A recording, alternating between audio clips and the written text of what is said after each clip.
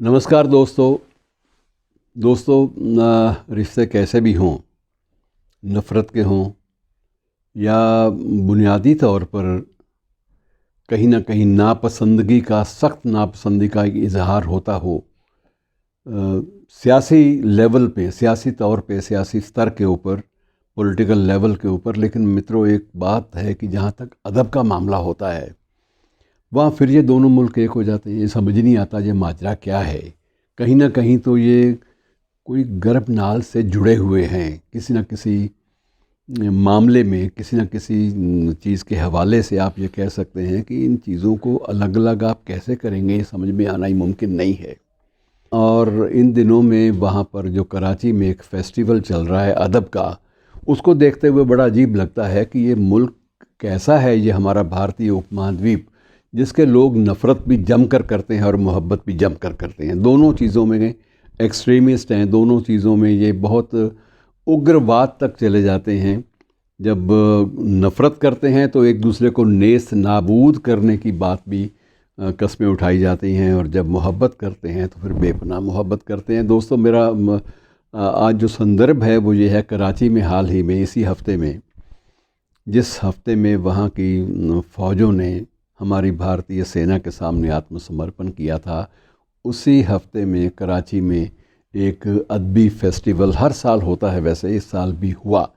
Corona के बावजूद, और बावजूद इसके कि वीज़ा नहीं लगता, और बावजूद इसके कि अब वहाँ पर किसी का भी उस सरज़मीन पर कदम रखना, और वहाँ के किसी शख्सियत का, वहाँ के किसी अदबी शख्सियत का हमारे वाली सरज़मीन पर कदम रखना, ये नामुमकिन सा फ़िलहाल दिखाई दे रहा है।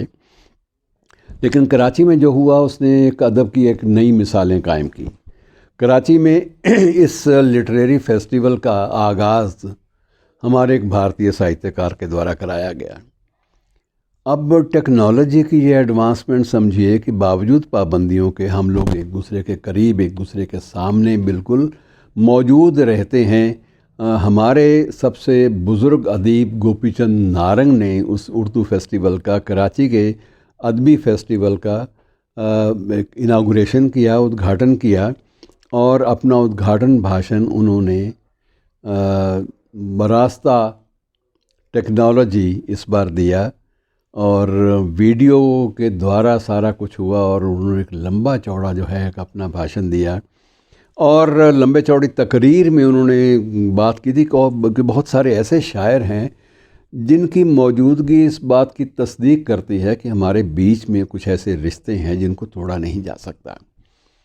इसमें कराची फेस्टिवल में मुख्य जो मुद्दा था वो गालिब का था। गालिब के आसपास बातचीत ज़्यादा घूमती रही, और ये पाया गया कि ये शख्स भी गज़ब का है। गालिब के दीवाने गालिब का हाल ही में तामिल में दोस्तों तर्जमा हुआ है। और आप मानेंगे इस बात को, यकीन करेंगे, यकीन आपको करना पड़ेगा, क्योंकि ये एक ट्रूथ है, हिस्टोरिकल एंड कमर्शियल ट्रूथ है, कि दीवाने गालिब की तामिल ट्रांसलेशन की, हालांकि दीवाने गालिब का ट्रांसलेशन करना हिंदी में या किसी भी ज़बान में बड़ा मुश्किल है, लेकिन तामिल जो संस्करण था मित्रों, उसकी 1,20,000 प्रतियां जो हैं वो सोल्ड हैं, वो बिक चुकी हैं। और यही सिलसिला बाकी ज़बानों में भी है। गालिब को दक्षिण भारत में जितना प्यार से, जितना मोहब्बत के साथ पढ़ा गया, और जिस खलूस के साथ उसके अनुवाद हुए, वो चीज़ें कई बार लगता है कि कहीं गालिब ऐसा तो नहीं था कि तामिलियन पोइट ही था। कुछ एक तबसरे ऐसे भी आए हैं, वो समझते हैं कि इतना ज़बरदस्त तरीके से अनुवाद उसका पेश हुआ है कि लगता है कि गालिब का जो ताल्लुक़ है वो ऐसी ज़बान से बिल्कुल नहीं था जिस ज़बान का दक्षिण भारत की ज़बानों से कोई दूर का रिश्ता भी ना हो।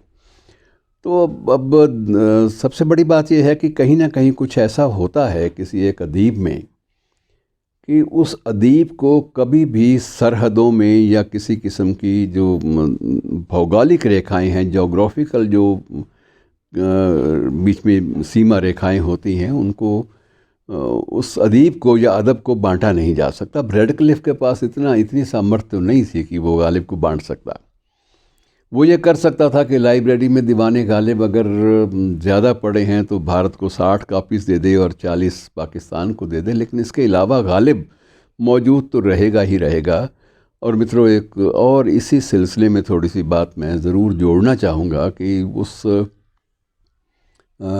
उर्दू फेस्टिवल जो कराची वाला था, उसकी जो संचालिका थी वो जाहिदा हिना थी। और जाहिदा हिना ये शायद भूल गई, और उसको भूलना भी था कि वो एक ऐसे शायर के साथ उनकी ज़िंदगी बसर हुई जो शायर आज भी दोनों मुल्कों में बड़ी शिद्दत से याद किया जाता है, और वो है जान एलिया। और ये भी कसीन इत्तफ़ाक़ है कि जान एलिया का जन्मदिन भी इन्हीं दिनों में है।